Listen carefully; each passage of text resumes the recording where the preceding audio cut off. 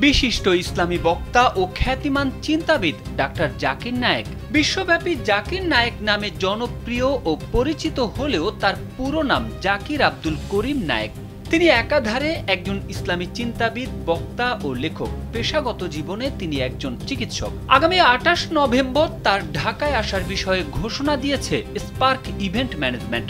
রোববার spark event ম্যানেজমেন্টের proprietor Ali রাজ জানিয়েছিলেন, প্রথমবারের মতো বাংলাদেশে আসছেন বিশিষ্ট ইসলামী বক্তা ও খ্যাতিমান চিন্তাবিদ ডাক্তার জাকির নায়েক। আলী রাজ জানান, প্রাথমিক পরিকল্পনা অনুযায়ী ২৮ অথবা ২৯ নভেম্বর ঢাকায় ডাক্তার জাকির নায়েকের প্রথম প্রোগ্রামটি হবে। তবে কেবল ঢাকাতেই নয়, ঢাকার বাইরেও এই প্রোগ্রাম করার পরিকল্পনা রয়েছে আমাদের।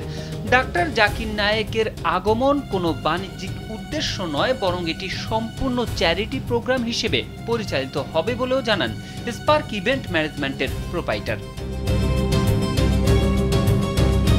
তবে মঙ্গলবার পররাষ্ট্র মন্ত্রণালয়ে গণমাধ্যম কর্মীদের সঙ্গে আলাপকালে পররাষ্ট্র উপদেষ্টা মোহাম্মদ তৌহিদ হোসেনকে জাকির নায়েকের বাংলাদেশ সফর নিয়ে প্রশ্ন করা হয়।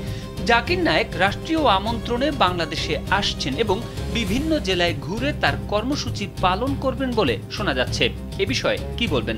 এমন প্রশ্নের জবাবে উপদেষ্টা বলেন, জাকির নায়েককে দাওয়াত দেওয়া হয়েছে বলে তিনি জানেন না বা শোনেননি। এটা প্রশ্নকর্তা সাংবাদিকের কাছ থেকেই প্রথম শুনেছেন তিনি।